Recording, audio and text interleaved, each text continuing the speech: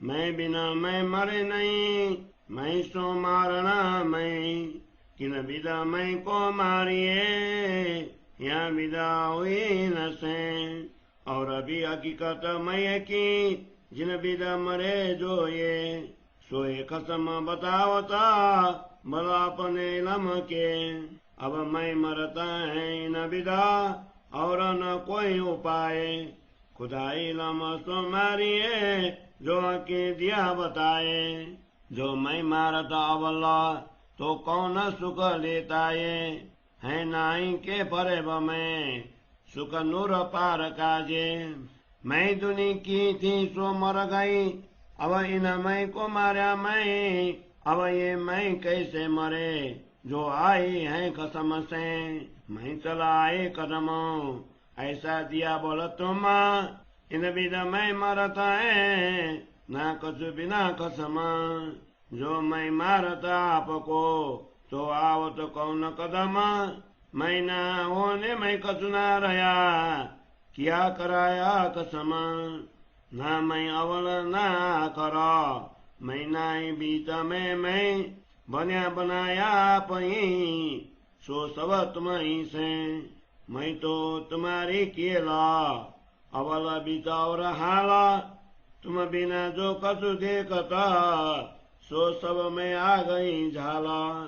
जब लगा मैं न समझी तब लगती मैं समझे थे मैं उड़ गई, सब कछु हुआ तुमसे अवल आकर सब तुम्ही बीच मैं भी तुम।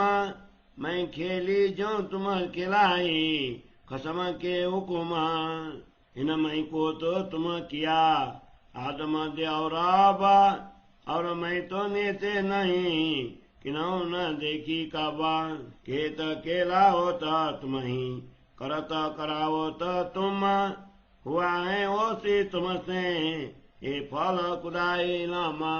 अब ये मैं जो हक की खड़ी लमक काले चौदे तवक किए कायम सो भी मैं है ये मैं है हक की ये है हक का नूरा।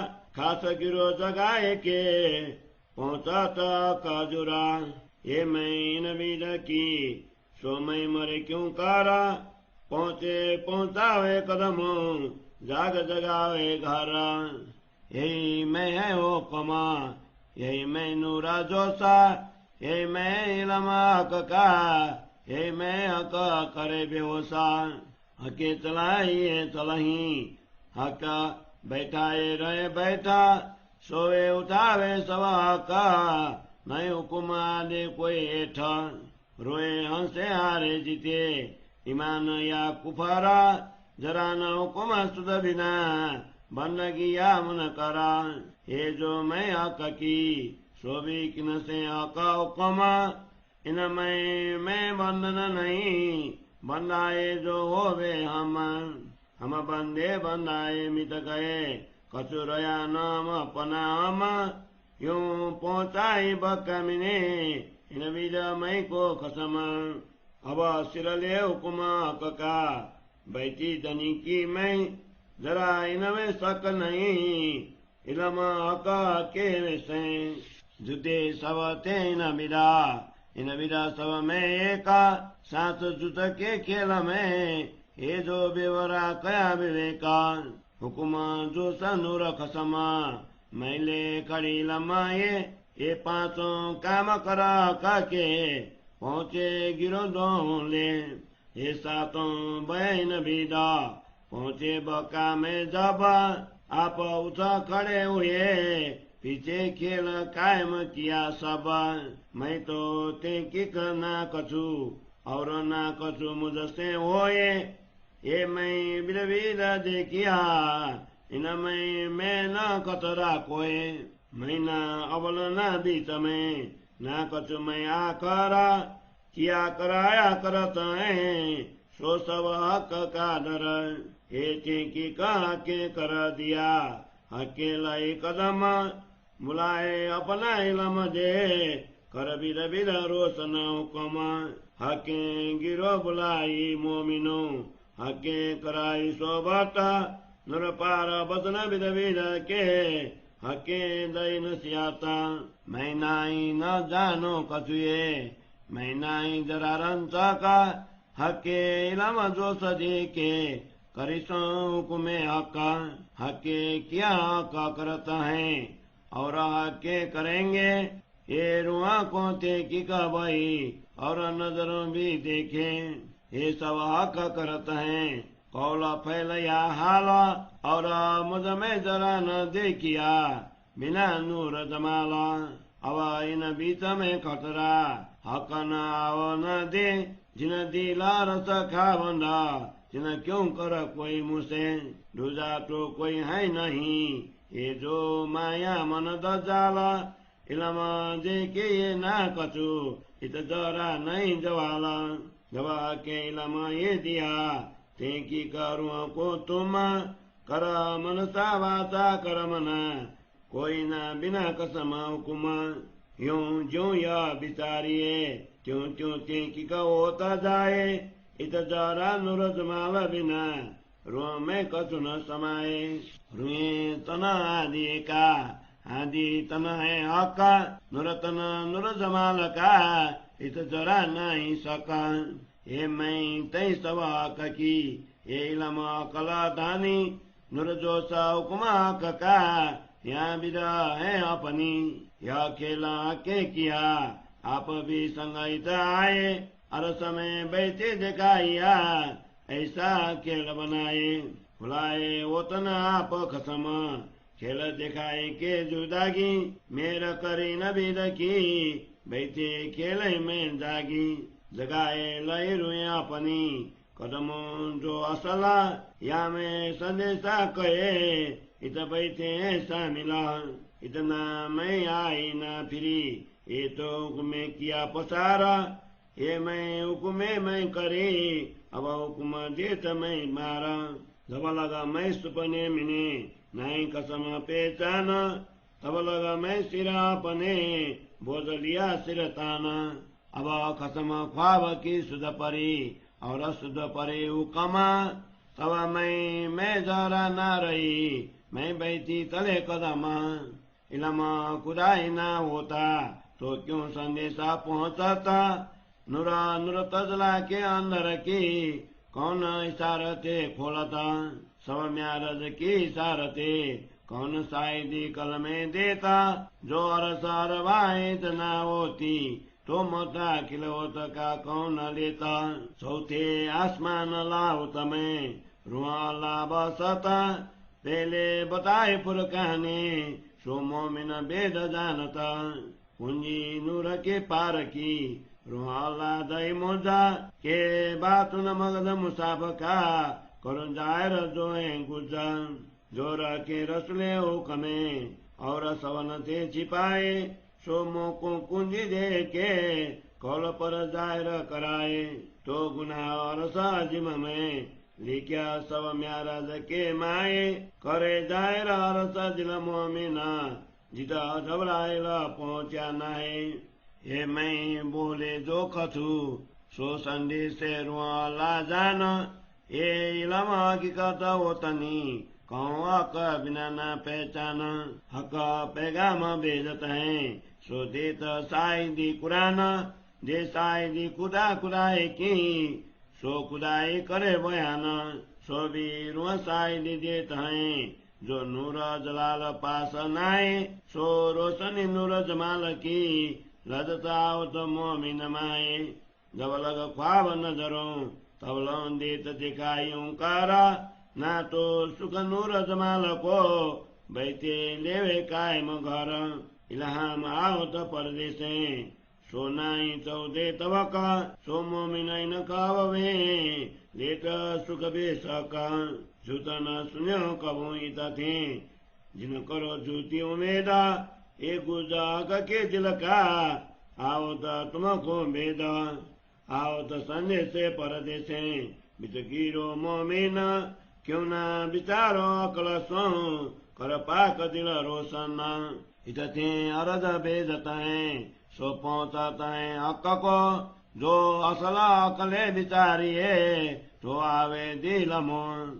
ते की कारज पहुँचत हैं, जो बेजिए पाक दिला ऐसी पहुँचाए कने, दिल पहुँचे मोला सला।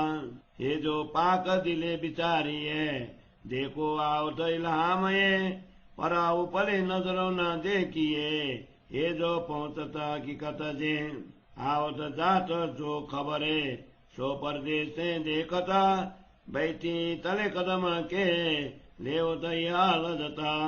मामत कह मैं आक की पहुंची बक्का में, ये मैं असला रस की, ये मैं मोमिन आकसे। श्री मामत कह मैं आक की पहुंची बक्का में, ये मैं असला रस की, ये मैं मोमिन आकसे, ये मैं मोमिन आकसे। चौपाई 62 प्रकरण 3 चौपाई 151। बोलो श्री प्राणनाथ प्यारे की जय। श्री खिलवत ग्रंथ को तेसरो प्रकरण को हिंदी सरलार्थ। आत्मिक परम धाम के अहम भाव मैं को जागृत किए बिना दैहिक देह संबंधी अहम भाव मिटता नहीं है। इस दैहिक अहम को आत्मिक अहम के द्वारा मिटाना है। अब इस दैहिक अहम को कैसे मिटाया जाए, जिसके कारण आज यह स्थिति बनी हुई है। जिस प्रकार यह भौतिक अहम भाव मिट सकता है, उसकी यथार्थता और भी है।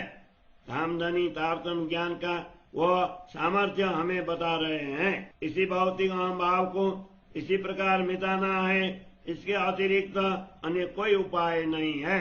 इसे तो ब्रह्म ज्ञान तारतम्य ज्ञान से ही मिटाना चाहिए, जो ज्ञान स्वयं परमात्मा ने प्रकट होकर निजानंद स्वामी को दिया है। यदि यह अहम भाव पहले से ही सदगुरु के सम्मुख ही मिट जाता, तो ब्रह्म ज्ञान की रसधारा मानी अवतरण का यह आनंद कौन प्राप्त करता। इस नश्वर संसार में होने की भ्रांति में भी तारतम्य ज्ञान के द्वारा अक्षरातीत परम धाम का सुख प्राप्त होता है। अब मेरा दैहिक अहम भाव मिट गया है, इस अहम को आत्मिक अहम भाव में मिटा दिया। अब यह आत्मिक अहम भाव धामधनी की अंगना होने का बोध कैसे मिट सकेगा। यह तो धामधनी के द्वारा ही जागृत हुआ है। हे धनी, मैं आपके चरणों को प्राप्त कर सकी, आपने ही मुझे यह शक्ति दी है। इसी प्रकार आपके चरणों में आने से यह भौतिक अहम भाव भी मिट सकता है।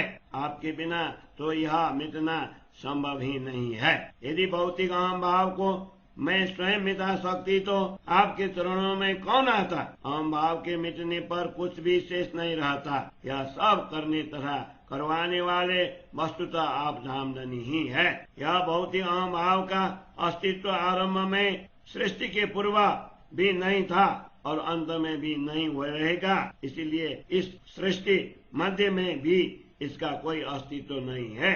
इसे बनाने तथा मिटाने वाले आप ही हैं। वस्तुतः यह सब कुछ आपसे ही तो है। इस महिमामयी रात्रि लैलतुल कद्र के आदि ब्रजलीला, मध्य रासलीला अर्थात वर्तमान जागरण लीला का यह अहम भाव वस्तुतः आपके द्वारा ही तो बनाया गया है। आपके अतिरिक्त जो कुछ भी अहम भाव दिखाई देता है, वो अग्नि की ज्वाला के समान है। जब तक तुझे इस रहस्य आपकी सर्वशक्तिमत्ता का बोध नहीं हुआ था, तब तक मुझमें दैहिक अहम भाव का अस्तित्व प्रबल था। अब बोध होने पर यह अहम भाव मिट गया है। वस्तुतः यह सब आपसे ही तो संभव हुआ है। इसी महिमामयी रात्रि के आदि ब्रज, मध्य, रास और अंत जागने में सर्वत्र आपका ही प्रभुत्व रहा है। आपके आदेश अथवा हुक्म ने जैसे नचाया है, इस खेल में उसी प्रकार नाचती रही हूँ। इस आदि, मध्य और वर्तमान के अहम भाव को आपने ही उत्पन्न किया है, अन्यथा इसके अतिरिक्त निश्चय ही अहम भाव का कोई अस्तित्व ही नहीं है, नहीं वो कहीं दिखाई दिया है। यह सब कहने वाले अथवा कहलाने वाले आप ही हैं। इस प्रकार सब कुछ करने वाले अथवा करवाने वाले भी आप ही हैं। जो कुछ हुआ है अथवा भविष्य में होगा, वो सब आपसे ही है। तारतम्य ज्ञान के द्वारा ही मुझे इस रहस्य की पहचान हुई है। इस समय यह जो आत्मिक अहम भाव है, वो आपके द्वारा ही जागृत किया हुआ है, और यह भी ब्रह्म ज्ञान तारतम्य को लेकर ही विद्यमान है। इसी अहम भाव ने तारतम्य ज्ञान के द्वारा 14 लोकों के जीवों को अखंड सुख प्रदान किया है। यह आत्मिक अहम भाव धामधनी का ही जागृत किया हुआ है। वस्तुतः यह आत्मा धामधनी की ही अंगना तेज नूर है। ब्रह्मात्माओं को जागृत कर यह स्वयं धामधनी के चरणों में ही जागृत होंगे। इस प्रकार यह आत्मिक अहम भाव आत्मबोध जागृत कैसे मिल सकेगा? यह तो स्वयं जागृत होकर धामधनी के चरणों में पहुंचेगा एवं ब्रह्मात्माओं को भी जागृत कर धामधनी के चरणों में पहुंचाएगा। यह आत्मिक अहम भाव धामधनी का ही आदेश है। यही उनका तेज तथा आवेश स्वरूप है। ब्रह्म ज्ञान तारतम्य से जागृत होने वाला अहम भाव भी यही है। इसी को धामधनी के माया के खेल में मूर्छित कर दिया था। वस्तुतः धामधनी के चलाने पर यह चलता है, उनके बैठाने पर बैठता है। उसे नियंत्रित करना, सुलाना तथा जागृत कराना धामधनी के ही हाथों में है। उनके आदेश के समक्ष किसी का भी कोई हाथ नहीं चलता। रोना, हंसना, हारना, जीतना, परमात्मा के प्रति विश्वास रखना या अविश्वास करना, परमात्मा की आराधना करना या उनसे विमुख होना, इन सभी की लेश मात्र भी शुद्धि उनके आदेश के बिना नहीं होती। यह आत्मिक अहम भाव धनी की अंगना होने के भाव भी उनके ही आदेश के द्वारा जागृत होता है। इस